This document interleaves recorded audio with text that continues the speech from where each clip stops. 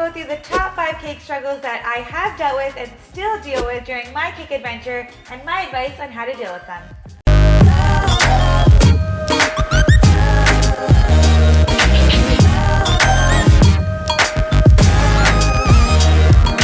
I got a new intro. So today I thought we'd have another episode of Cake Corner where I talk about cake stuff. If you're new to this channel, I usually bake and decorate cakes here, so if you like that sort of thing, please hit that subscribe button and hit that notification bell so you know every time I make a new video. But today, instead of making a cake with you guys, I thought I'd go through all of my major struggles that I've dealt with over the last 10-15 years, and believe me, there has been a lot of ups and downs during this adventure that I've had. I swear I've told myself countless times that I'm never going to make a cake again just because I had so many issues, and a lot of my issues were not actually cake related at all. It's all the external things that play a factor into this adventure. So I thought I'd go through my struggles with you guys and maybe give you some advice on how I've dealt with it and how you can deal with it too. Number one for me when I first started was definitely not having enough confidence in my skills and my capabilities to actually be able to fulfill an order that a client was requesting. Now, I will say this from now, there's a very fine line between not yet having the skills to be able to fulfill orders and not having the confidence. If you are a new caker and you don't yet have the skills to be able to do a lot of things, the only way to combat that is practice. And if you are a talented caker that's been doing it for a long time and you just don't have the confidence, again, the only way to combat that is practice. The more you do it, the more confident you'll get, and then you'll be able to do a lot more. And again, I have the exact same problem. I taught myself how to bake and decorate cakes years ago, and I still learn with every cake that I make. So for me, I compare myself to all of these like massive cake decorators, and I can't do so many of those things. But the only way for me to learn is to push myself into doing things that I've never done before and to practice them. And then, of course, the more I do, the more confident I'll get and the better I'll be. So practice, practice, practice. Now, of course, if you're really great at what you do, but you don't have the confidence, then you will most definitely struggle with the second biggest problem that I had when I first started cake decorating, and actually still have probably the biggest problem with, which is pricing your cakes. It is such a hassle trying to figure out how to price your cakes because you have to figure out your skill level versus your cost versus your labor versus your competition. It's all a big mess in your head and you never know what to do.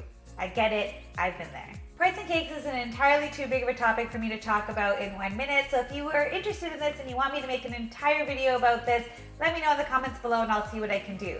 But for now, I think the biggest thing to know is that you need to know your worth. Making cakes is not easy, it's a very hard thing to do and very time consuming. So you need to know what your worth is and charge accordingly. Now I get it, this all goes back to struggle number one. When people first start decorating cakes, they don't have a lot of confidence and they think, I'm just a beginner, I can't charge my cakes the way that other people charge. And you're right, you can't. But you also shouldn't undersell yourself.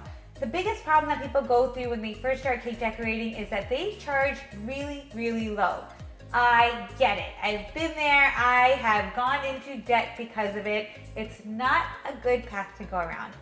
If you're one of those people that love cake decorating and love just making people happy with your cakes and you just want to do it for fun and you're doing it for your family and friends and you don't care about your time, go for it. By all means, be happy, spread happiness, it's all good. But if you are someone who want to build a company out of this and you're building your own business, doing cakes for a discounted price or doing cakes for free is a really bad path to go down. So you really have to think about what your market is, how much money you want to make, and what kind of life you want to lead in the future. It's not an easy path, but it's got to be done. The biggest problem with underselling your cakes is that you're underselling yourself. You will never be taken seriously in this industry if you just sell cakes for peanuts when really they're not worth peanuts. At the end of the day, even if you don't think that your skills are up to a certain level, it's your time, it's your money, and cake decorating is not a cheap hobby. It's a lot of equipment, it's a lot of supplies, it's materials for the actual cake. Your costs are pretty high, not to mention your gas, not to mention delivery, not to mention packaging, And labor is the biggest part of it. So you really have to think about how much you want to charge these people. And yes, I know, if you raise up your prices, a lot of people won't want your cakes. But at the end of the day, if they don't want to pay that, then they're not the right customer for you. The amount of times that I've heard, well, I can get that for $30 from Walmart. Then go to Walmart. You can get it for $30 from Walmart, but that's not equivalent to a custom cake. It's okay to say no. That's just something that you're gonna have to do. Again though, going back to struggle number one, just because somebody else who's been in the industry who's been doing this for 20 years charges $2,000 for their wedding cakes doesn't mean you can too. You really have to assess your worth, what you're capable of, give yourself an hourly wage and take it from there. It's not an easy thing to do, I know, but you really have to just assess your worth, calculate your costs, calculate your labor, and put it all together and take it from there. You can do it, just don't undersell yourself. And now it all comes down to struggle number 3, learning how to say no. This has been the bane of my existence. I am horrible at saying no. I hate saying no, especially to people who are close to me, like my family and friends of friends, because everybody wants a cake and everybody wants it for free, or at least at a discount. And it's not easy saying no, but you really can't give free cakes or discounted cakes to everybody. It's just not practical. And if this is something that you want to start into a real business, then you really can't. You are going to drive yourself into debt because of it. And I did, and I stopped cake decorating for many years because of it, because it just made me not want to do it anymore. Back in the day when I first started, I did exactly what I'm telling you guys not to do, which is give cakes out for free or for barely anything, because I didn't know how to ask for money and I didn't know how to say no. And truth is, people have no concept of how long it actually takes to make a cake. So I spent days and days and days making a cake, and they were like, all right, cool, thanks, thinking that I'm like a grocery store that can produce things in bulk just like that. It doesn't work that way. So if you're someone who really wants to start a legitimate business, you won't be able to do that by giving cakes away for free. And at the end of the day, if they're really your family and friends, they should be supporting you in building your business and growing your business and supporting you by actually purchasing some of your things and not asking for things for free. So really, the faster you learn how to say no in a nice way, I know it sounds mean, but you don't have to be mean about it. Tell them the truth, tell them how much things cost, and take it from there. And if they don't want it, they are free to go somewhere else. You have to also learn how to not feel bad about people going somewhere else. I've learned that the hard way too. If they can't afford it, they have to get it from somewhere else. It is what it is. If that's the way things are, then they're not the customer for you. And that's something that you actually have to be okay with learning as the process goes on. Learn how to say no, and learn how to not feel bad, and learn how to be okay with whatever the situation is. I have taken a very long time to learn that lesson, but I'm telling you right now, the faster you learn it, the faster you'll be on your way to having a proper business. Number 4, marketing yourself. This is something that was way harder to do in the past before social media existed, but now with social media, get on it. Facebook, Instagram, Twitter, whatever it is. If you are someone who is not very technologically advanced, get someone to help you. It's really not that difficult. Try to take some good photos of your work, post as much as you can, try to gain a following. The more you get your name out there, the more people will contact you for cakes or for whatever it is that you're going for. For me, I make videos now, just trying to get my name out there. So obviously Instagram and social media play a much bigger deal. And I've only been active on social media much more since probably a year and a half ago, if that. And it's grown a lot just by me posting on a regular basis. So it really, I mean, I'm not gonna say it's not a lot of work. Obviously you have to keep up with it, post on Facebook, Twitter, YouTube, like it's a lot of different avenues, but just start with the basics. Start with Facebook, start with Instagram, start with your own social circle, and word will spread. And the more you do that,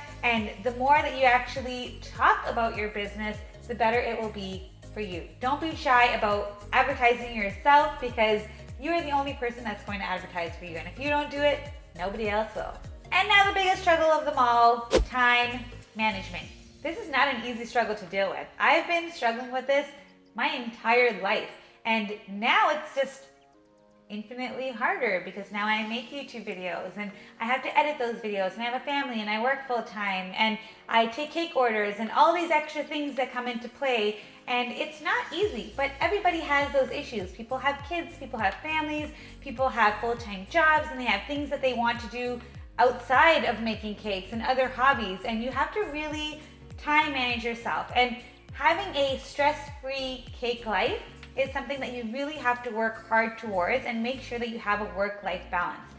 If making cakes is something that you love to do, don't make it something that you end up hating doing. It's not something that you want to hate doing. You started this because you love it, and you want to continue doing it because you love it. The only way to actually make sure that you are time managing yourself well is to write things down, make sure that you give yourself ample time to do the things that you need to do, which I know sounds logical, but it's actually really difficult when making cakes, and I get it. Like, you have to do a lot of things when making cakes at the last minute because it's food. But there are a lot of things that you can do in advance that won't make a difference to whether you do it early or later, except save yourself a lot of stress. Creating a stress-free cake environment is actually a really hard thing to do, but a really important thing to do. You really have to know how much work you can actually handle. When you first start making cakes, you end up taking 5-6 orders a week, and you take as many as you can, and you don't really realize how much work it is. You're pulling all-nighters, you're overworking yourself. The longer nights you work, the more unproductive you get, and the more tired you get, and the more you mess up. It's not something that you want to do. It's not something to be proud of. You shouldn't be working all-nighters, and it's just gonna make you more exhausted for the next day. Don't do it to yourself. If you don't think that you can handle those 5 cakes, don't take those orders. Take only as much as you can handle. Make sure that you can actually do things in advance, and there are lots of things that you can do in advance. Fondant decorations, you can most definitely do in advance. You can also make your cakes early and freeze them so that they're ready for when you actually need them. The best thing you can do for yourself is set up a schedule of making your cakes weekly so that you know what to expect on each day so that you're not stressed out by the end of the week. Number 1, before you even start, don't take on more orders than you can actually handle. So say that you had 2 cake orders due this week. I would set it up like this. On Monday, make all of your fondant decorations for both of your cakes. Make sure that all of the little pieces are done, all the little characters, whatever it is, are all completed on that Monday. Spend the whole day making just those. On Tuesday, I'd make sure that I had everything completed from Monday, all my fondant decorations. I would color all my fondant so that it's ready to go for later. I would go grocery shopping so that I had all my baking and icing supplies ready to go for the next day. I would complete things like my cake boards, make sure that I had all my dowels and everything ready to go. Wednesday would be baking day. I would bake all of my cakes, I would make all of my icing, I'd wrap up my cakes and put it in the freezer so they're ready to go for the next day. On Thursday, I would fill all of my cakes and ice them all so that they're ready to go for the next day. And then Friday, put all of your cakes together, put all the decorations on, stack them, make sure that they're all ready to go. And then Saturday, all you have to do is take them out of the fridge, let it come to room temperature, make time to take photos and videos so that you can post it on Instagram and Facebook and social media, and then set it up for delivery. Pack all of your items to go ready for delivery and take it. And then Sunday, have a day off. There are lots of things you can do to make sure that your schedule is on par to fit your schedule. Don't overwork yourself, only do what you can handle, and make sure to have fun with it. Whew, that was a lot of talking, but I think that's all I have for today. If you guys have any other struggles that you guys deal with on a regular basis that you need some advice on, please let me know in the comments below, and I'll be happy to make it into a video. If this is a new cake adventure that you're starting, remember it can be amazing, but that's what this video is for. Learn from our past mistakes and don't make the same ones, and hopefully it will be amazing for you. Thank you so much for all of your support during my caking adventure. It has been one heck of a ride, and it's been so much fun. Please continue to support me by subscribing to my channel right over here. I've also had the pleasure of collaborating with How to Cake It Step by Step once again and made an awesome unicorn pool floaty for their channel. Check that out right over here. And of course, check out my past videos right over here. Thanks so much for watching, guys, and see you next week. Bye.